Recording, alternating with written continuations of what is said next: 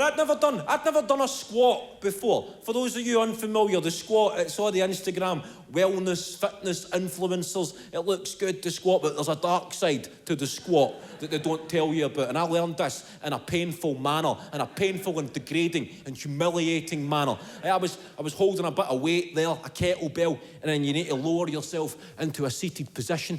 And it looks good. It's probably good for your physical health and your mental health, but I don't yet believe that the human sphincter has evolved to withstand such pressure.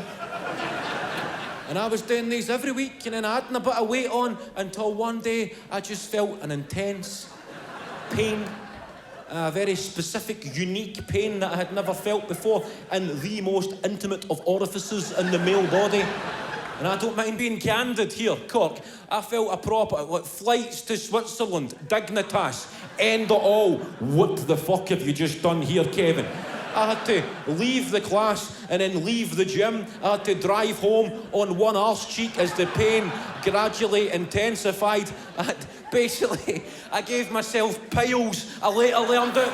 I don't mean, you need to discuss these things. Like hemorrhoids, I'd never suffered from piles or hemorrhoids until I tried to get myself in shape. I don't mind opening up. It is important that we discuss rectal health. I will gladly be the poster boy for rectal health awareness. You get one arsehole in this life. Look after it. Don't suffer in silence. Exactly. So I was terrified. I had to rush up the stairs into my bathroom. I had to pull down my shorts and inspect my own arsehole in the mirror. And I'd never seen piles. I'd only heard about them. I thought it was only women who had just given birth who got them, or old people. It's quite scary when you first see foreign bodies growing from your arse. It's alarming. What the fuck have you done here, Kev? I had to get my iPhone and turn the torch on just to get a vision. Quickly lock the bathroom door in case my wife walks in and just sees this.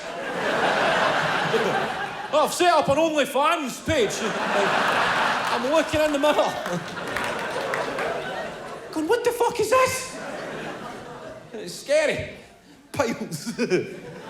It's better. That's a bit. I phoned, I panicked. I never knew that hemorrhoids are relatively harmless. Like, I just panicked at the time. What the fuck is this? I phoned the doctor. The doctor refused to see me. That's a bit of COVID debris I hope we can eventually lose. The over-the-phone doctor's consultation. Because there's some situations you just need a doctor to see it for himself. You need a fucking fair play to your eyesight after doctor. You need...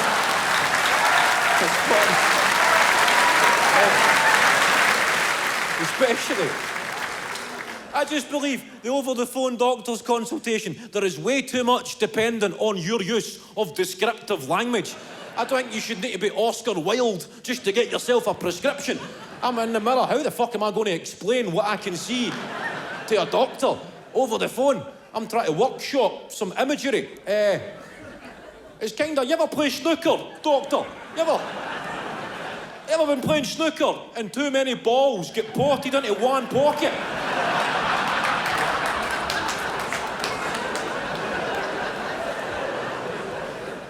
To cut to the story, I was basically told I had piles and it was nothing to worry about, and the doctor told me to go and buy a cream and it was fine. But don't know if anybody knows the name of the cream. The cream is called Anus All. Right, that is how subtle these pharmaceutical geeks decided to make the name for that cream.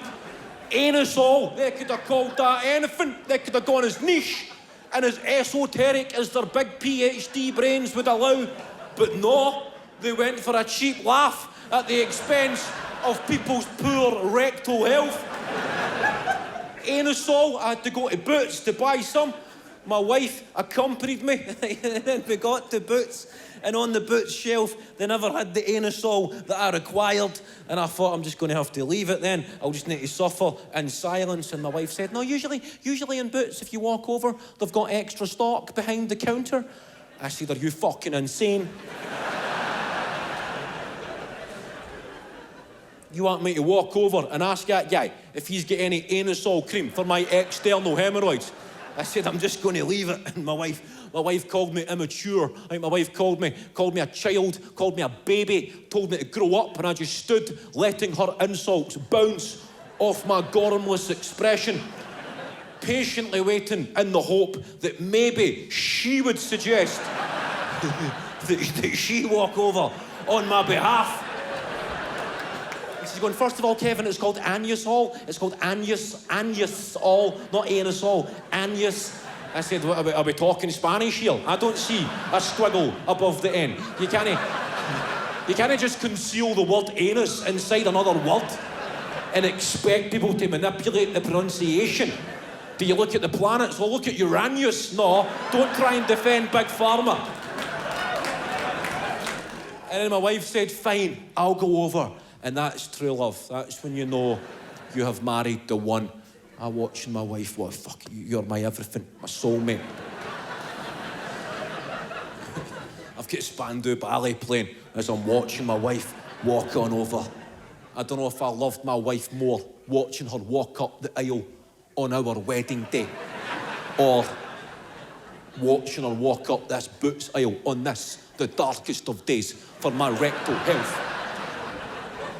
I turn to the shelf and start putting together my meal deal. Afternoon suddenly looking promising. A BLT, a packet of tangy cheese Doritos.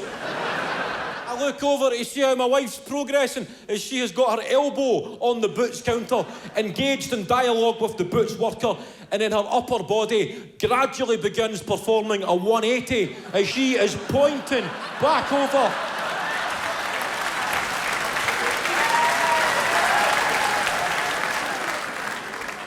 Fucking grassed on and exposed as a coward.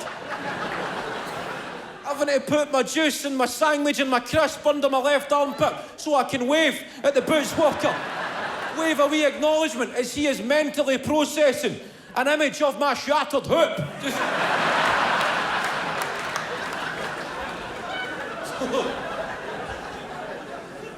So I made a full recovery. You'll be glad to know, people of Cork. That's it. Thank you. My arse is back in the game, That's what you need to watch. Let that be a lesson.